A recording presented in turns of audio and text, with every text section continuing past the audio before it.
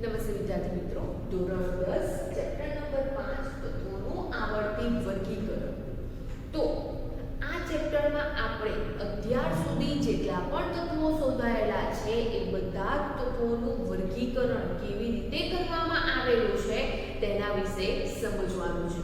તો વિદ્યાર્થી મિત્રો, સૌથી પહેલા તો આપણે ધોરણ 9 માં ચેપ્ટર નંબર 2 માં સમજીને આવેલા છે કે આપણી આસપાસ રહેલા જેટલા પણ પદાર્થો છે, જેટલી પણ વસ્તુઓ છે, એ વસ્તુઓ કે પદાર્થો તત્વ, મિશ્રણ કે સંયોજનના બનેલા હોય છે.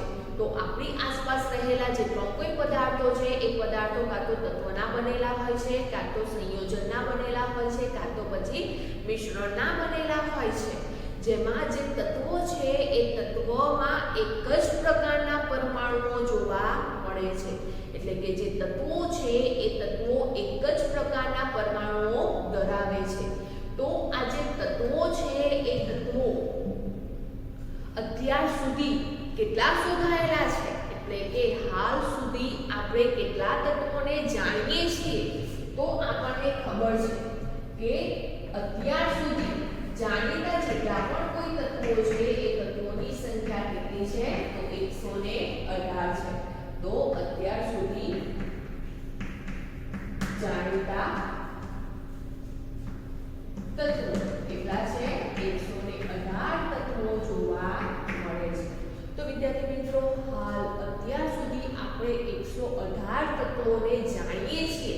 આ 118 જે તત્વો છે એ 118 તત્વોમાંથી જે 94 તત્વો છે એ 94 તત્વો કુદરતી રીતે મળી આવેલા છે.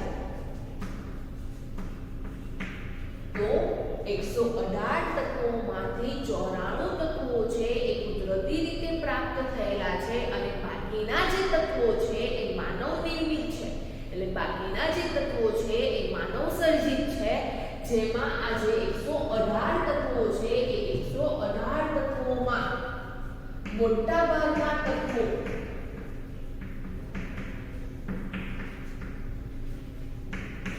કયા સ્વરૂપે જોવા મળે છે? તો 118 તત્વોમાંથી મોટા ભાગના જે તત્વો છે એ તત્વો ઘન સ્વરૂપે જોવા મળે છે. તો ઘન સ્વરૂપે સૌથી મોટા ભાગના તત્વો જોવા મળે છે. આ ઉપરાંત વિદ્યાર્થી મિત્રો, 11 તત્વો છે એ 11 તત્વો ઓરડાના તાપમાને વાયુ સ્વરૂપે જોવા મળે છે. જે બાકીના તત્વો છે એ બાકીના તત્વોમાંથી જે 11 તત્વો છે, એટલે મોટા ભાગના તત્વો ઘન સ્વરૂપે જોવા મળે છે, પરંતુ જે બાકીના તત્વો છે એ બાકીના તત્વોમાંથી 11 જેટલા જે તત્વો છે એ ઓરડાના તાપમાને વાયુ સ્વરૂપે જોવા મળે છે. અને તેવી જ રીતે બે તત્વો છે એ બે તત્વો ઓરડાના તાપમાને કયા સ્વરૂપે જોવા મળે છે? તો પ્રવાહી સ્વરૂપે જોવા મળે છે. એટલે કે અત્યાર સુધી જે પણ કોઈ તત્વોને આપણે જાણીએ છીએ એ તત્વો ત્રણ સ્વરૂપે જોવા મળે છે: ઘન, પ્રવાહી અને વાયુ. જેમાં મોટા ભાગના તત્વો ઘન સ્વરૂપે હોય છે. બે તત્વો છે એ ઓરડાના તાપમાને પ્રવાહી સ્વરૂપે જોવા મળે છે. તો કયા બે તત્વો પ્રવાહી સ્વરૂપે જોવા મળે છે? તો આપણને ખબર છે એક પારો જે ધાતુ તત્વ છે જેને મર્ક્યુરી તરીકે ઓળખવામાં આવે છે, અને બીજા નંબરે છે બ્રોમિન જે અધાતુ તત્વ છે. તો અહીંયા પારો અને જે બ્રોમિન છે એ ઓરડાના તાપમાને પ્રવાહી તત્વ છે, અને 11 જેટલા જે તત્વો છે ઓરડાના તાપમાને વાયુ સ્વરૂપમાં જોવા મળે છે.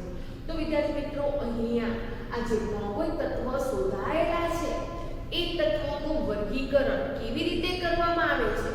તો આપણે ધોરણ 9 માં ચેપ્ટર નંબર 7 સજીવોમાં વિવિધતા એ જે ચેપ્ટર છે, એ જે પાઠ છે, એમાં સમજીને આવેલા છે કે પૃથ્વી પર વસતા જે પણ કોઈ સજીવો છે એ સજીવોનું વર્ગીકરણ શા માટે કરવામાં આવે છે અને કેવી રીતે કરવામાં આવે છે તે આપણે સમજીને આવ્યા છે. અને તેને આધારે વનસ્પતિ સૃષ્ટિ, પ્રાણી સૃષ્ટિ, એટલે કે વનસ્પતિ સૃષ્ટિમાં વનસ્પતિઓનું વર્ગીકરણ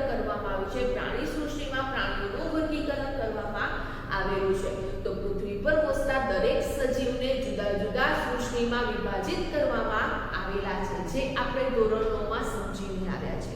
તેવી જ રીતે આપણી આસપાસ રહેલા જે પણ કોઈ પદાર્થો છે એ પદાર્થોનું વર્ગીકરણ કરવામાં આવેલું છે અને એ પદાર્થોનું વર્ગીકરણ 3 અવસ્થાને આધારે કરવામાં આવેલું છે: ઘન, પ્રવાહી અને વાયુ. તો આ જે પણ કોઈ પદાર્થો છે કે સજીવો છે એમનું વર્ગીકરણ શાને આધારે કરવામાં આવ્યું છે? તો એમના ગુણધર્મોને આધારે, ગુણધર્મોને ધ્યાનમાં લઈને તેમનું વર્ગીકરણ કરવામાં આવેલ છે. ઉદાહરણ તરીકે વિદ્યાર્થી મિત્રો, તમે મોટા મોલમાં ગયા હશો, જેમ કે ડીમાર્ટ છે, બિગ બજાર છે, એવા જે પણ કોઈ મોટા મોટા મોલ છે એ મોટા મોલમાં તમે ગયા હશો. તો તેમાં આપણે બિસ્કિટના ઉદાહરણ લઈએ તો બિસ્કિટની જેટલી પણ કંપનીઓ છે એ જુદા જુદા પ્રકારના જેટલા પણ બિસ્કિટ છે એ બિસ્કિટ શું તમને જુદી જુદી જગ્યાએથી મળે છે? તો ના વિદ્યાર્થી મિત્રો, જુદા જુદા પ્રકારના જેટલા પણ બિસ્કિટ છે એ બિસ્કિટ એક જ ભાગમાં ગોઠવાયેલા જોવા મળે છે. તેવી જ રીતે આપણે સાબુનું પણ ઉદાહરણ લઈ શકીએ છીએ. તો મોલમાં જે પણ કોઈ નાહવાના સાબુ છે એ નાહવાના સાબુ અને ધોવાના સાબુ બે જુદા જુદા ભાગમાં વિભાજિત કરવામાં આવેલા હોય છે. ઉપરાંત નાહવાના સાબુમાં પણ જુદા જુદા પ્રકારના જે નાહવાના સાબુ છે એમને પણ વ્યવસ્થિત રીતે ગોઠવાયેલા જોવા મળે છે. તો જેમ એ જે પણ કોઈ પદાર્થો છે એ પદાર્થોને જુદા જુદા ભાગમાં વિભાજિત કરવામાં આવેલા છે, તેવી જ રીતે અહીંયા જેટલા પણ તત્વો શોધાયેલા છે એ તત્વોનું વર્ગીકરણ કરવામાં આવેલું છે. તો જેમ જેમ તત્વો શોધાતા ગયા તેમ તેમ જે પણ કોઈ તત્વો છે એ તત્વોના ગુણધર્મો ને એકત્રિત, ગુણધર્મોની જે માહિતી છે એ ગુણધર્મોની માહિતી એકત્રિત કરતા ગયા. તો જે પણ કોઈ વૈજ્ઞાનિકો છે એ વૈજ્ઞાનિકોએ જે તત્વોનું વર્ગીકરણ કર્યું છે એ વર્ગીકરણ માટે સૌથી પહેલા તેમને જેમ જેમ તત્વો શોધાતા ગયા તેમ તેમ એ તત્વોના જે ગુણધર્મોની માહિતી છે એ માહિતી એકત્રિત કરી અને ત્યારબાદ એ ગુણધર્મોને આધારે તત્વોને વિભાજિત એટલે કે તેમનું વર્ગીકરણ કર્યું. પરંતુ ગુણધર્મોને આધારે તેમને વર્ગીકરણમાં કેટલીક મુશ્કેલીઓ ઊભી થઈ હતી. તો એના માટે તેમને ગુણધર્મો માટે કોઈ એક વાત નક્કી કરી, એટલે કે ગુણધર્મોમાં તેમને કોઈ એક પેટર્ન બનાવી અને એ પેટર્નને આધારે તત્વોને વિભાજિત કરવામાં આવેલા છે, એટલે કે તત્વોનું વર્ગીકરણ કરવામાં આવેલું છે. તો સૌથી પહેલા તો જેટલા પણ તત્વો શોધાયેલા છે એ તત્વોના ગુણધર્મોને આધારે તત્વોને બે ભાગમાં વિભાજિત કરવામાં આવેલા છે: ધાતુ તત્વો અને અધાતુ તત્વો. તો સૌથી પહેલા તત્વોના ગુણધર્મોને આધારે જે વૈજ્ઞાનિકોએ તત્વોને બે ભાગમાં વિભાજિત કરેલા છે: ધાતુ તત્વો અને અધાતુ તત્વો. અને ત્યારબાદ જુદા જુદા વૈજ્ઞાનિકોએ પોતાના પ્રયત્નોથી જે તત્વો છે એ તત્વોનું વર્ગીકરણ કરવાનું શરૂ કર્યું. તો વિદ્યાર્થી મિત્રો, તત્વોનું વર્ગીકરણ કરવા માટેના પ્રયત્નો કયા કયા વૈજ્ઞાનિકોએ કરેલા છે? તો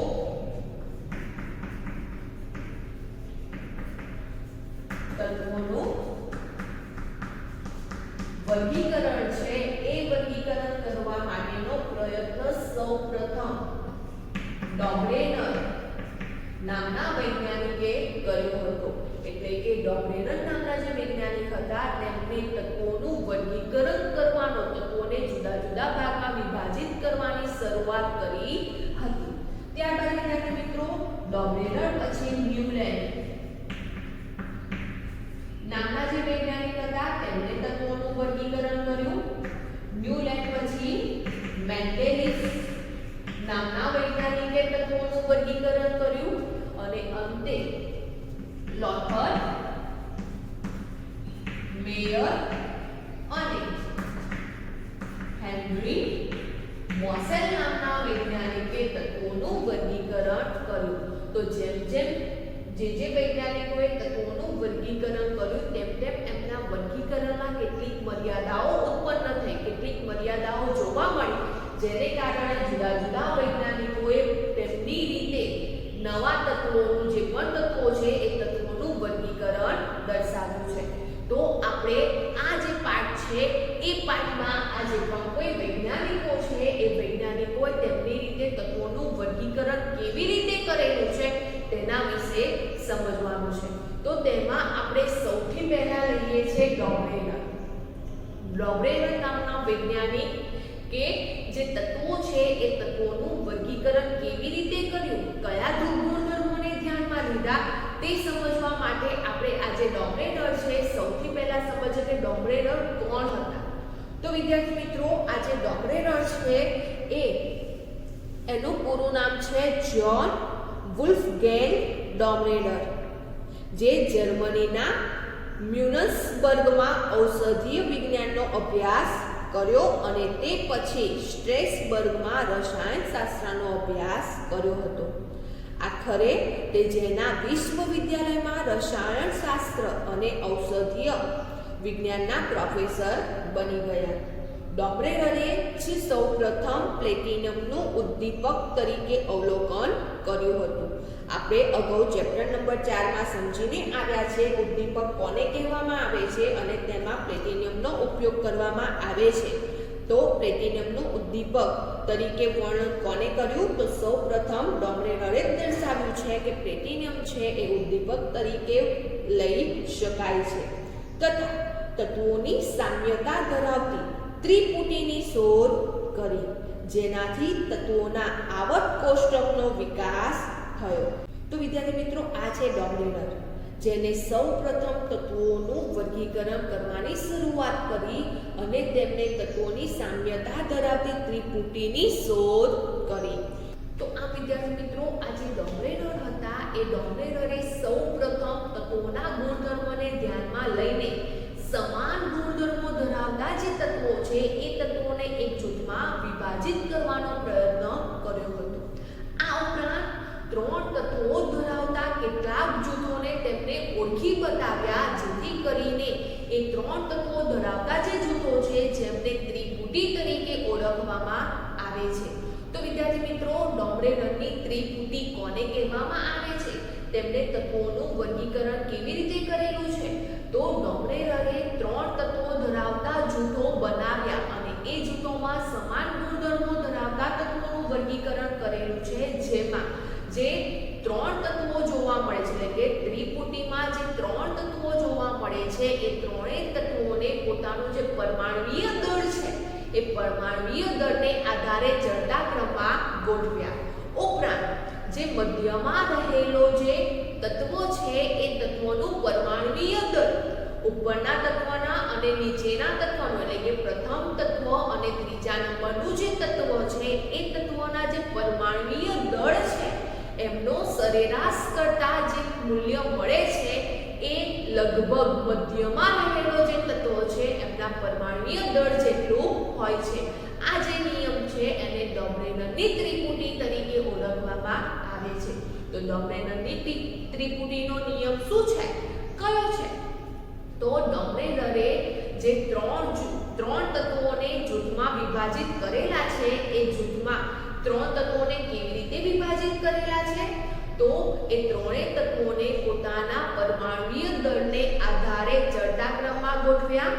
ઉપરાંત મધ્યમાં રહેલો જે તત્વ છે એમનું પરમાણુય દળ લગભગ પ્રથમ તત્વ અને ત્રીજા તત્વના સરેરાશ જેટલું જોવા મળે છે, જેને ડોબ્રેનરની ત્રિપુટી તરીકે ઓળખવામાં આવે છે.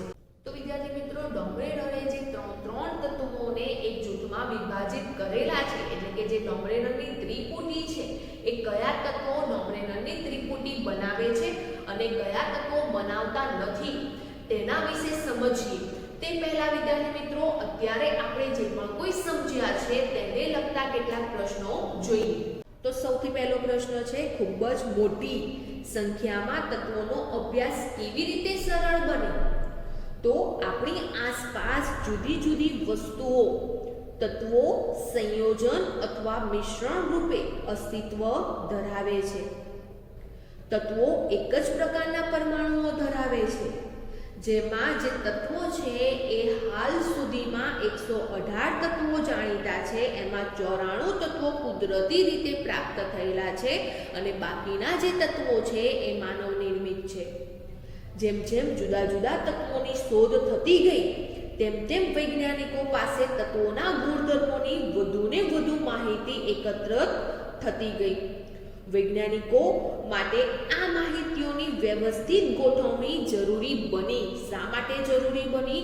તો જે તત્વો છે એ તત્વોના ગુણધર્મો જુદા જુદા જોવા મળ્યા. જેમ જેમ એમને માહિતી એકત્ર થતી ગઈ તેમ તેમ માહિતીમાં જે ગુણધર્મો છે એ જુદા જુદા જોવા મળ્યા અને 118 તત્વોને સરળતાથી આપણે તેનો અભ્યાસ કરી શકીએ તે માટે તત્વોનું વર્ગીકરણ જરૂરી બન્યું. તેથી તેઓએ તેમના ગુણધર્મોમાં કોઈ પ્રકાર એટલે કે ભાત શોધવાનું શરૂ કર્યું. એટલે કે એમના ગુણધર્મોમાં કોઈ એક એવી પેટર્ન શોધવાની શરૂ કરી અને એ પેટર્નને આધારે ગુણધર્મોની મોટી સંખ્યામાં તત્વોનું અભ્યાસ સરળ બન્યો. એટલે કે એ પેટર્નને આધારે તત્વોને વિભાજિત કર્યા અને મોટી સંખ્યામાં જે પણ કોઈ તત્વો છે એ તત્વોનો અભ્યાસ સરળ બનાવ્યો. તો ખૂબ જ મોટી સંખ્યામાં તત્વોનો અભ્યાસ, જે તત્વો છે એ તત્વોને ગુણધર્મોને આધારે વિભાજિત કરવામાં આવ્યા, તેમનું વર્ગીકરણ કરવામાં આવ્યું અને તેમનો અભ્યાસ સરળ બનાવ્યો. ત્યારબાદ વિદ્યાર્થી મિત્રો, આ બીજો પ્રશ્ન છે કે વૈજ્ઞાનિકોએ જુદા જુદા તત્વોનું વર્ગીકરણ શાને આધારે અને સૌપ્રથમ કયા પ્રકારે કર્યું હતું? તો આપણે સમજ્યા તે જ પ્રમાણે કે વૈજ્ઞાનિકોએ જુદા જુદા તત્વોનું વર્ગીકરણ તત્વોના ગુણધર્મોને આધારે કર્યું હતું અને અવ્યવસ્થિતમાંથી વ્યવસ્થિત ક્રમિક ગોઠવણી મેળવી. જે અવ્યવસ્થિતમાં જોવા મળતા જે પણ કોઈ તત્વો હતા એ તત્વોના ગુણધર્મોને આધારે તેમનું વર્ગીકરણ કર્યું અને તેમને વ્યવસ્થિત ક્રમમાં ગોઠવ્યા.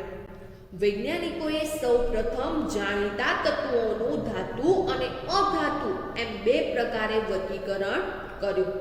ત્યારબાદ જેમ જેમ આધુનિક સંશોધનો થતા ગયા તેમ તેમ તત્વો અને તેમના ગુણધર્મો વિશે જ્ઞાન વધતું ગયું અને સાથે સાથે વર્ગીકરણ માટેના વધુ પ્રયત્નો થતા ગયા. તો સૌપ્રથમ તત્વોનું વર્ગીકરણ છે તેમના ગુણધર્મોને આધારે અવ્યવસ્થિતમાંથી વ્યવસ્થિત ક્રમમાં ગોઠવવામાં આવ્યું અને સૌપ્રથમ તત્વોને ધાતુ અને અધાતુમાં વિભાજિત કરવામાં આવ્યા. ત્યારબાદ વિદ્યાર્થી મિત્રો, આ ત્રીજો પ્રશ્ન છે કે ડોમરેનરની ત્રિપુટી એટલે શું? સમજાવો. તો હમણાં જ આપણે સમજ્યા કે ડોમરેનરની ત્રિપુટી કોને કહેવામાં આવે છે? તો જર્મન વૈજ્ઞાનિક જ્હોન વુલ્ફગેંગ ડોમરેનરે સમાન ગુણધર્મો ધરાવતા તત્વોને એક જૂથમાં ગોઠવવાનો પ્રયત્ન કર્યો. તો સૌપ્રથમ ડોમરેનર નું પૂરું નામ શું છે? તો જ્હોન વુલ્ફગેંગ ડોમરેનર. તો આ જે વૈજ્ઞાનિક હતા એ વૈજ્ઞાનિકે સૌપ્રથમ તત્વોને જુદા જુદા ગુણધર્મોને આધારે જુદા જુદા જૂથમાં વિભાજિત કર્યા અને સમાન ગુણધર્મો ધરાવતા જે તત્વો છે એ તત્વોને એક સમાન જૂથમાં વિભાજિત કર્યા. તેમણે 3 તત્વો ધરાવતા કેટલાક જૂથોને ઓળખી બતાવ્યા, જેથી એ 3 તત્વો ધરાવતું જે જૂથ છે જેને ત્રિપુટી તરીકે ઓળખવામાં આવે છે. તો ત્રિપુટીનો નિયમ કયો છે? તો ત્રિપુટીના 3 તત્વોને તેમના પરમાણ્વીય દળના ચડતા ક્રમમાં ગોઠવતા મધ્યમાં રહેલા તત્વોનું પરમાણ્વીય દળ અને 2 તત્વોના પરમાણ્વીય દળના સરેરાશ જેટલું હોય છે. એટલે કે 3 તત્વો એક જૂથમાં જે જોવા મળે છે એમાં મધ્યમાં રહેલો જે તત્વ છે એ મધ્યમાં રહેલા તત્વનું પરમાણ્વીય દળ કોના જેટલું જોવા મળે છે? તો પ્રથમ અને ત્રીજા તત્વના પરમાણ્વીય દળના સરેરાશ જેટલું જોવા મળે છે. એવો અહીંયા આ નિયમ ધરાવે એવા જે 3 તત્વો છે એને શું કહેવામાં આવે છે? તેને ત્રિપુટી તરીકે ઓળખવામાં આવે છે. તો ઉદાહરણ તરીકે વિદ્યાર્થી મિત્રો, અહીંયા આ કોષ્ટક આપણે જોઈએ તો આ કોષ્ટકમાં લિથિયમ, સોડિયમ અને પોટેશિયમ એમ 3 તત્વોનું જૂથ જોવા મળે છે. હવે આ 3 તત્વોનું જે જૂથ છે એ જૂથમાં હવે આ જે જૂથ છે એ ત્રિપુટી છે કે નહીં એ આપણે કેવી રીતે ચકાસી શકીએ છીએ? તો વિદ્યાર્થી મિત્રો જુઓ, અહીંયા આપણને લિથિયમ, સોડિયમ અને પોટેશિયમની સામે તેમના પરમાણ્વીય દળ પણ દર્શાવેલા છે. લિથિયમ છે એ લિથિયમનું પરમાણુય દળ 6.9 છે. સોડિયમ છે, સોડિયમનું પરમાણુય દળ 23 છે અને પોટેશિયમ છે એ પોટેશિયમનું પરમાણુય દળ 39 જોવા મળે છે. તો વિદ્યાર્થી મિત્રો, હવે ત્રિપુટીનો નિયમ ચકાસવા માટે શું કરીશું? તો તેના માટે સૌથી પહેલું તત્વ કયું છે? તો લિથિયમ છે. અને અંતિમ એટલે કે ત્રીજું તત્વ કયું છે? તો પોટેશિયમ છે. તો અહીંયા લિથિયમ અને પોટેશિયમ બંનેનો સરેરાશ કરીએ, એટલે કે એમનું જે પરમાણુય દળ છે એ પરમાણુય દળનો સરેરાશ કરીએ તો જવાબ શું મળે છે? તો વિદ્યાર્થી મિત્રો, સૌથી પહેલા તો સરેરાશ કોને કહેવામાં આવે છે? તો આપણે જેટલા પણ નો સરેરાશ કરીએ છીએ એ બધાનો સરવાળો કરીને જેટલાને સરેરાશ કરીએ છીએ છેદમાં કુલ સંખ્યા એટલી સંખ્યા લખવામાં આવે છે. એને આપણે શું કહીએ છીએ? સરેરાશ કહીએ છીએ. તો વિદ્યાર્થી મિત્રો, અહીંયા આપણે બે તત્વોનો સરેરાશ કરીએ છીએ તો બે તત્વના પરમાણુય દળનો સરવાળો કરીને ભાગ્યા 2 કરીએ તો જવાબ શું મળે છે? તો જવાબ આપણને 22.95 મળે છે. પરંતુ એપ્રોક્સિમેટલી એની નજીકની કિંમત કઈ થશે? તો નજીકની કિંમત થશે 23. તો અહીંયા લિથિયમ અને પોટેશિયમ ના પરમાણુય દળનો જ્યારે સરેરાશ કરીએ છીએ ત્યારે સરેરાશ આપણને 23 જોવા મળે છે. અને આ 23 સરેરાશ કોનો છે? તો જુઓ આ કોષ્ટકમાં જે સોડિયમ છે એ સોડિયમનો પરમાણુય દળ 23 જોવા મળે છે. અને સોડિયમ ક્યાં જોવા મળે છે? તો આ જે જૂથ છે એ જૂથમાં મધ્યમાં જોવા મળે છે. તો ત્રિપુટીના નિયમ પ્રમાણે અહીંયા પ્રથમ તત્વ અને અંતિમ તત્વના સરેરાશના મૂલ્ય જેટલું મધ્યમ તત્વનો પરમાણુય દળ જોવા મળે છે. જેથી આ જે જૂથ છે એ જૂથને શું કહીશું આપણે? તો આ જૂથને ડોબરેનરની ત્રિપુટી તરીકે ઓળખવામાં આવે છે. તેવી જ રીતે વિદ્યાર્થી મિત્રો, જુઓ અહીંયા આ કોષ્ટકમાં આપણને 3 જૂથ આપેલા છે જેમાં 3 તત્વો દર્શાવેલા છે. સમૂહ A, સમૂહ B અને સમૂહ C. એટલે કે 3 સમૂહ આપેલા છે જેમાં 3 તત્વો દર્શાવેલા છે. જેમાં સમૂહ A છે એમાં નાઇટ્રોજન, ફોસ્ફરસ અને આર્સેનિક તત્વ દર્શાવેલું છે અને મધ્યમાં ફોસ્ફરસ જોવા મળે છે અને સામે તેમના પરમાણુય દળ જોવા મળે છે. નાઇટ્રોજનનો 14, ફોસ્ફરસ 31 અને આર્સેનિકનો 74.9 જોવા મળે છે. અહીંયા વિદ્યાર્થી મિત્રો AS છે એ તત્વનું નામ શું છે? તો એને આર્સેનિક તરીકે ઓળખવામાં આવે છે. તેવી જ રીતે સમૂહ B માં કેલ્શિયમ, સ્ટ્રોન્ટિયમ અને બેરિલિયમ જેવા 3 તત્વો જોવા મળે છે. તો અહીંયા SR છે એ SR નું નામ શું છે? તો SR જે તત્વો છે એને સ્ટ્રોન્ટિયમ તરીકે ઓળખવામાં આવે છે. એટલે કે SR નું નામ સ્ટ્રોન્ટિયમ છે. જેમના પરમાણુય દળ કેલ્શિયમનો 40.1, સ્ટ્રોન્ટિયમનો 87.6 અને બેરિલિયમનો 137.3 જોવા મળે છે. અને તેવી જ રીતે સમૂહ C છે એમાં ક્લોરીન, બ્રોમિન અને આયોડિન તત્વો જોવા મળે છે. જેમના પરમાણુય દળ ક્લોરીનનો 35.5, બ્રોમિનનો 79.9 અને આયોડિનનો 126.9 જેટલો જોવા મળે છે. અહીંયા આ જે 3 તત્વોના જૂથ દર્શાવેલા છે એ 3 જૂથમાંથી કયું જૂથ ડોબરેનરની ત્રિપુટી છે અને કયું જૂથ નથી તે આપણે શોધવું છે. તો કેવી રીતે શોધીશું? તો સૌપ્રથમ વિદ્યાર્થી મિત્રો, આપણે સમૂહ A ચકાસીએ કે સમૂહ A ડોબરેનરની ત્રિપુટી છે કે નહીં. તેના માટે સૌપ્રથમ આપણે પ્રથમ તત્વ નાઇટ્રોજન અને ત્રીજું તત્વ આર્સેનિક છે એમના પરમાણુય દળનો સરેરાશ કરીએ તો અહીંયા સરેરાશ આપણને 44.45 જેટલો જોવા મળે છે. એટલે કે તેમનો એપ્રોક્સિમેટલી કેટલો જોવા મળે છે? 44 જેટલો જોવા મળે છે. તો અહીંયા 44 જે પરમાણુય દળનો સરેરાશ આપણને મળે છે એ સરેરાશ મૂલ્ય મધ્યમાં રહેલો જે ફોસ્ફરસ છે એ ફોસ્ફરસના પરમાણુય દળ જેટલું જોવા મળતું નથી. તો અહીંયા આ જે જૂથ છે એટલે કે આ જે સમૂહ છે એ ડોમરેનરની ત્રિપુટી નથી. એવી જ રીતે આપણે સમૂહ બી માટે ચકાસીએ તો સમૂહ બીમાં પ્રથમ તત્વ કેલ્શિયમ અને અંતિમ એટલે ત્રીજું તત્વ બેરેલિયમ છે.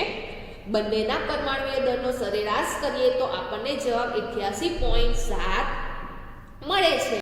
તો અહીંયા આ જે સરેરાશ મૂલ્ય છે એ મધ્યમાં રહેલા જે સ્ટ્રોન્ટિયમ છે એમના પરમાણુય દળ લગભગ એના જેટલું જોવા મળે છે, જેથી આ જે સમૂહ છે એને ડોમરેનરની ત્રિપુટી કહી શકાય છે. અને તેવી જ રીતે સમૂહ સી છે એ સમૂહ સીમાં ક્લોરીન પ્રથમ તત્વ છે અને અંતિમ એટલે કે ત્રીજું તત્વ આયોડીન છે. તો બંનેનો પરમાણુય દળનો સરેરાશ કરીએ છીએ ત્યારે 81.2 પર સરેરાશ મળે છે. તો આ જે સરેરાશ મૂલ્ય છે એ મધ્યમાં રહેલું જે બ્રોમિન છે એ બ્રોમિનના લગભગ પરમાણુય દળ જેટલું જોવા મળે છે. તો 81.2 એટલે લગભગ કેટલું થાય? 81 થાય.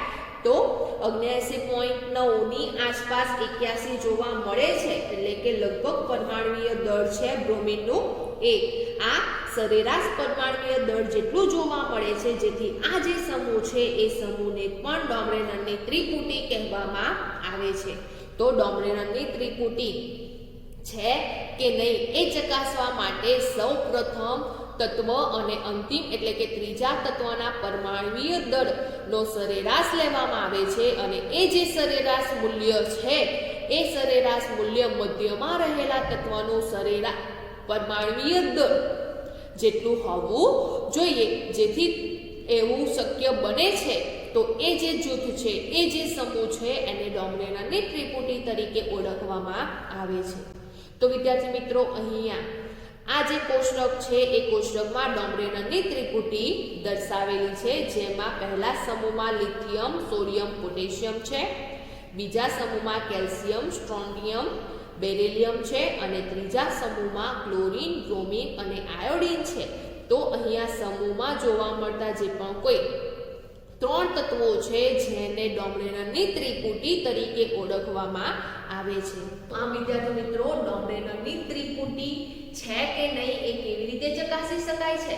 તો આપણે પ્રશ્ન દ્વારા સમજી ગયા કે જે પણ 3 તત્વો આપણને એક જૂથમાં આપેલા છે, સમૂહમાં આપેલા છે, તેમાં પ્રથમ અને અંતિમ તત્વનો જે પરમાણુય દળ છે એમનું સરેરાશ કરતા આપણને જે મૂલ્ય મળે છે એ મૂલ્ય મધ્યમાં રહેલો જે તત્વ છે એ મધ્યમાં રહેલા તત્વના પરમાણુય દળ જેટલો હોવો જોઈએ.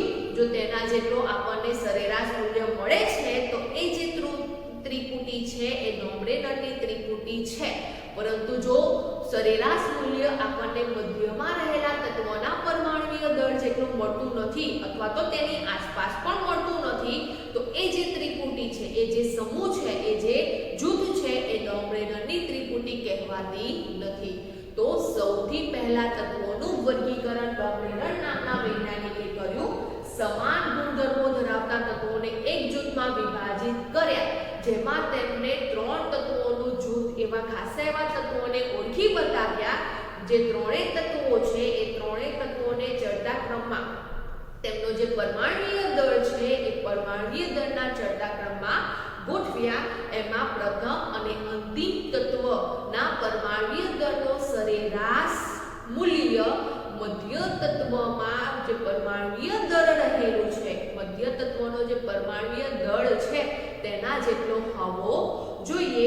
એ જે નિયમ છે જેને ડોમરેનરની ત્રિપુટીનો નિયમ કહેવામાં આવે છે.